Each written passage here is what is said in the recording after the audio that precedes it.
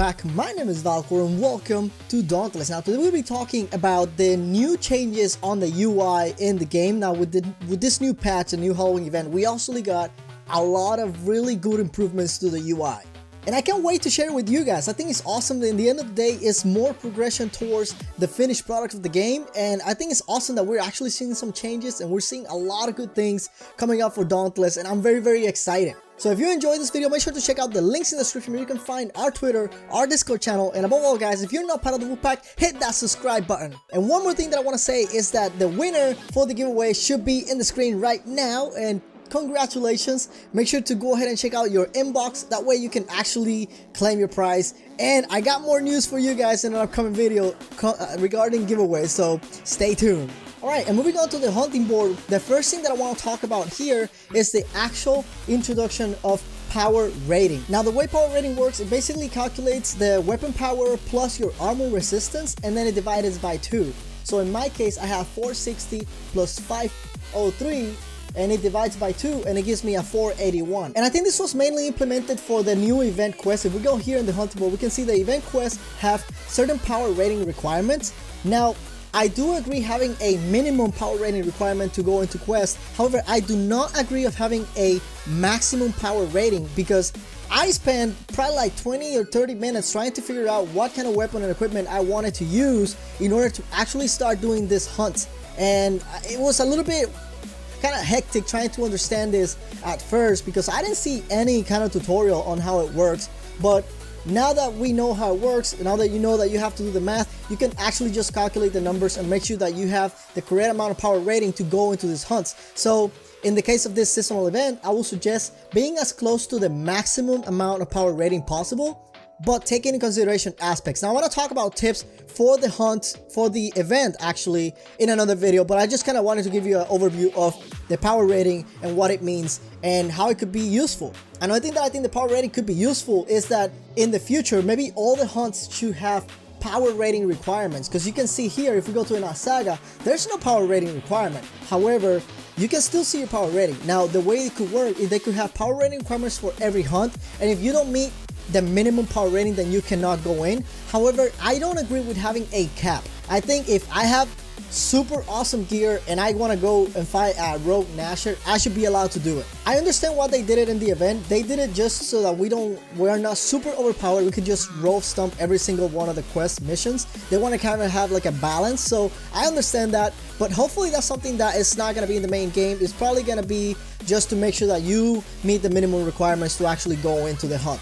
Alright, so another thing that they introduced into the hunting board is the actual element effectiveness. Now it's a little weird to read, because the way you're reading it right now is that frost is stronger against this monster and electricity is not as strong. It's actually weak because it's red. So this is very useful information, because now you know what weapon you can use. And it also makes me wonder, is there an actual elemental trinity in this game? Because if we go and we look at the Embermane mission, it says the Embermane is weaker to ice and is stronger against fire, which makes sense. The Embermane is a fire weapon. But then when you look at the Embermane armor, it says that he is resistant to fire, but he is weaker to lightning. Now I'm not sure if this is a mistake, a glitch, but I mean, it kind of makes me wonder, is there an actual elemental trinity? Another one of this example is the Stormclaw. Now you can see the Stormclaw is weak to fire and is stronger against lightning, which makes sense. But wait, isn't the Nasaga weaker to ice? So you can see that both monsters, both behemoths, actually are the same element. They are electricity element, but they are weaker to different things. So this actually is very interesting to see where it goes. Maybe they don't want to go into a traditional Trinity type thing, you know, rock, paper, scissors. They want to have a little bit more complexity when it comes to actually preparing to go into a hunt and actually being effective. And also one more thing, is a little side note, is that the seasonal events are marked with a pumpkin in this case. So this is very cool, because now you can actually look at the seasonal quest and you know, oh wait, this is from this event, so I need to complete this within the time frame. And I think that's very useful information too.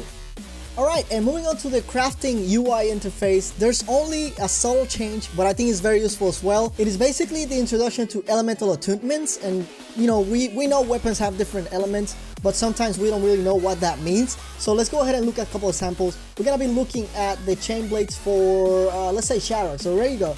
We have the chain blades for the Shattered.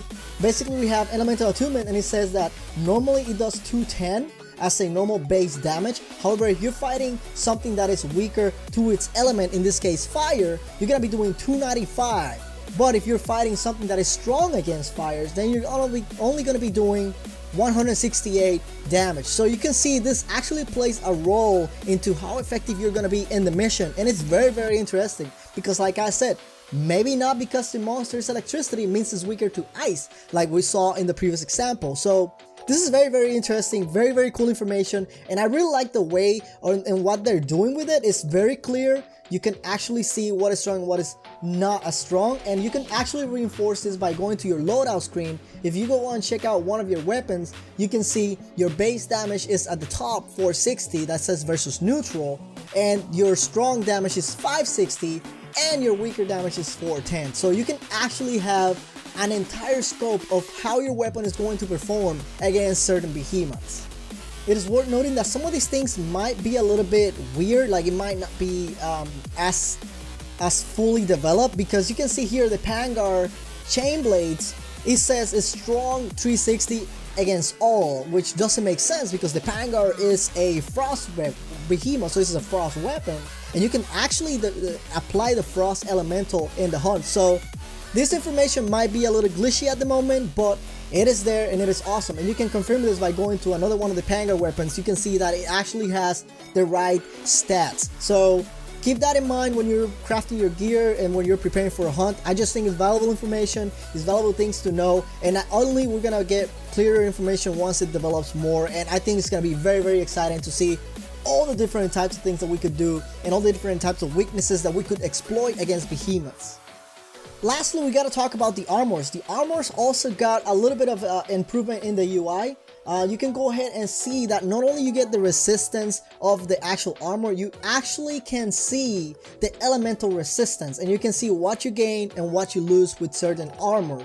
And this is very interesting because, again, it's more information for us. It'll help us prepare better into what we're gonna do, how we're gonna hunt, and it's very interesting because this actually opens up the door for you to actually be good and be prepared for hunts. So I'm really excited about this, and you can see, if you right now I have the borrowed armor, so you could see like kind of what the resistances you're gonna be getting at without all the confusing type things where, you know, the aspects and all that stuff.